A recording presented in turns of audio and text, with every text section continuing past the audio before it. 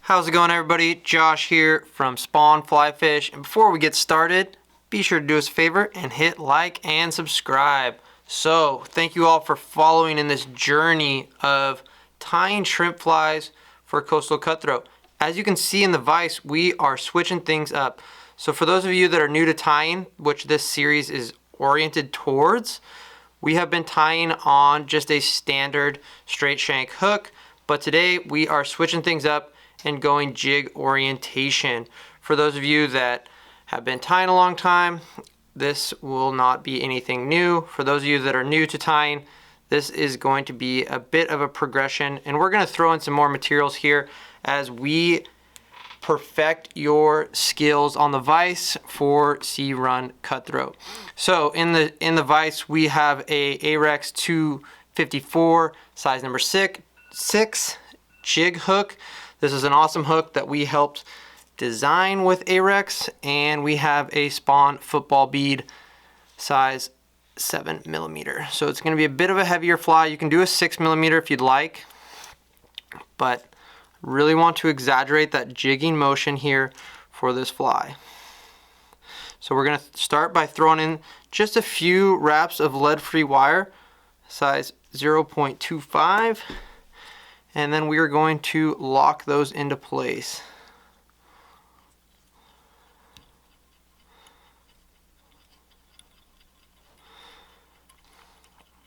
For the thread, we have some Danville 210 and fluorescent orange.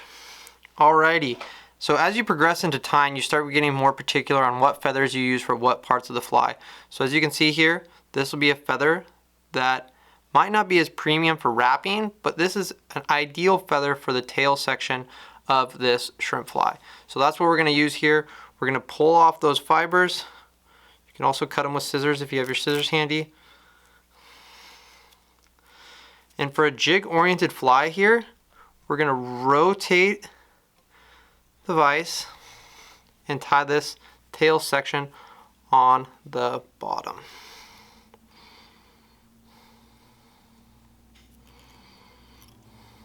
Couple wraps, lock it down, and trim off the excess, and then we're just going to clean that up a bit here.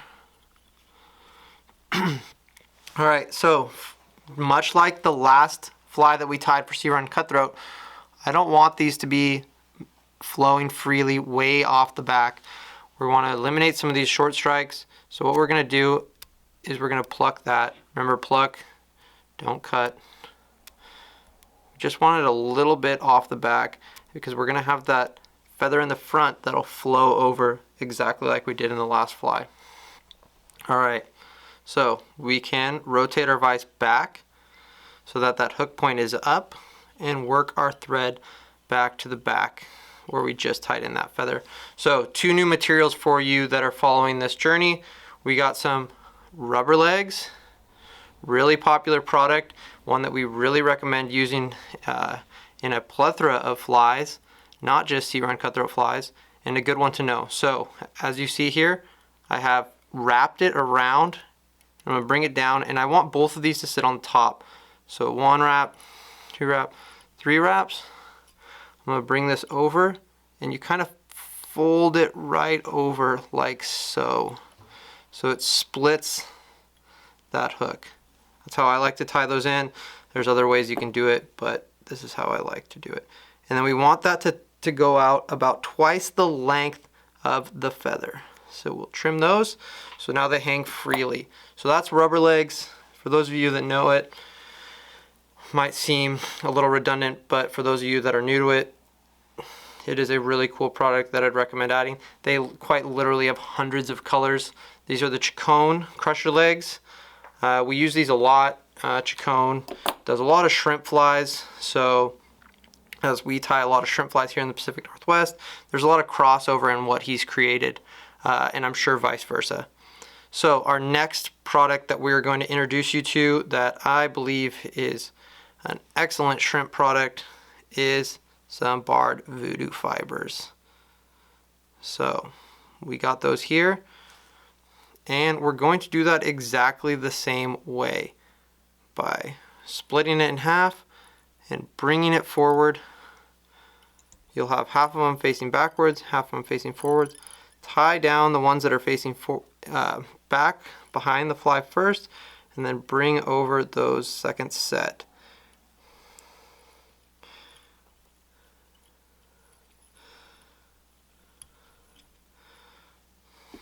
And these will kind of flow freely. You can have staggered sizes here. There's really no rules to this part. These are those feelers that these shrimp have. So we got a couple short ones, a couple long ones, and that's looking good. So the foundation for this fly is nearly set, and we have already introduced 3 new products for those of you that are joining on this series. We introduced a jig hook, rubber legs, and barred Voodoo fibers, all in your shrimp arsenal. So we're going to bounce back to products that you should already have, given that you followed this series. So we'll stick with the Ice Dub UV Shrimp Pink, and we're just going to dub our thread here and do exactly as we did last time. For those of you that like to do a dubbing loop, this would be a perfect time. I lent my dubbing spinner out to one of our customers here in the shop, and I'm sure he will be bringing it back shortly. He's a big Spawn supporter. All right, so we're gonna work our way backwards like we did previously. And then we are going to add some more and dub it forwards.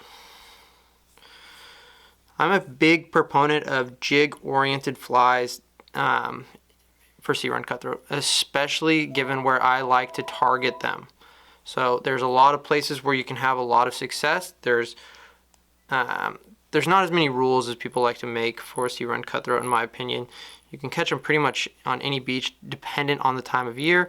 You can catch them on a plethora of flies, but some flies just work better than others. And I think that jig-oriented flies do a really good job when you're fishing areas with structure, or you're fishing areas where your fly is going to be on or near the bottom. So in South Puget Sound, fish a lot of water that's, 12 to 24 inches. And so this fly is going to hit the bottom, no matter what type of fly line you use.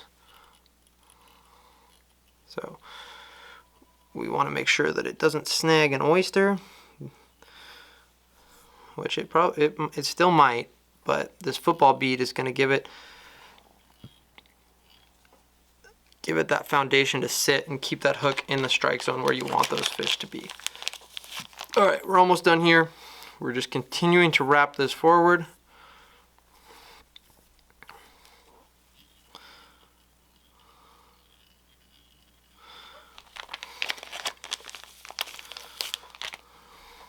We can get pretty close to the football bead here. We're not going to use a lot on that next feather. As we showcased last time, we want to be able to see the dubbing through the feather, so that's important here. All right, so we have that foundation laid. We're just going to take our fancy dubbing brush from Swiss CDC that I stole from Pete, and I'm going to brush this out. Pick out some of those loose fibers and get that looking really nice and shrimpy.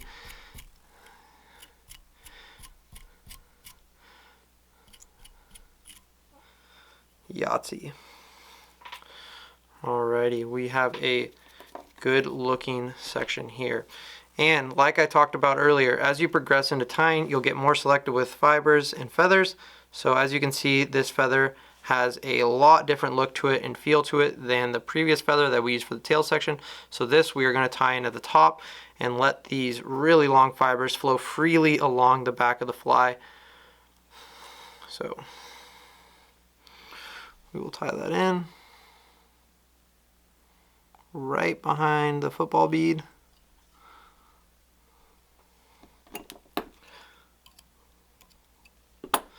Trim off that right there, lock it down. And without letting that turn on us, the fibers get caught, we're going to wrap that feather.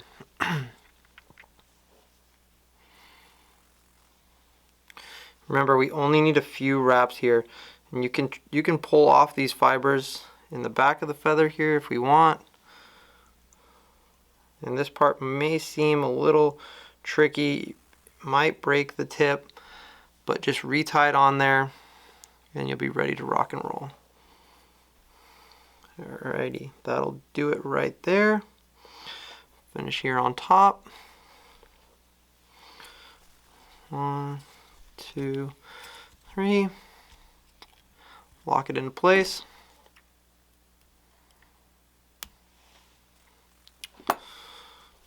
And just a few cleaning wraps here. And then again, we're going to brush it out, untrap these fibers so that they can flow freely like we want.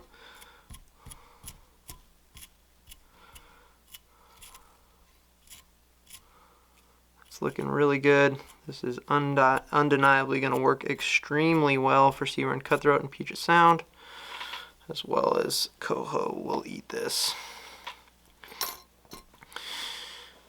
You guys will soon be able to see a showcase of what we mean in Puget Sound. Last year around this time I filmed a video with Todd Moen of Catch Magazine in Puget Sound where I grew up. And in a day and a half of filming, we landed probably 30 cutthroat and 6 adult coho. So really excited for that to come out. Alright, a couple whip finishes and we are good to go. That is that. Introduced a few new products to you guys here. Be sure to go in there with some head cement. I forgot to bring it over here, but I will go in and head cement this. It is especially important when you're talking about flies where you're going to be fishing them on the bottom. It's going to get beat up. There's going to be some rocks and barnacles involved in catching fish with this fly. As always, if you didn't already, be sure to hit like, be sure to hit subscribe, and stay tuned for the next installment of tying epic shrimp flies for sea run cutthroat in Puget Sound. Have a great day.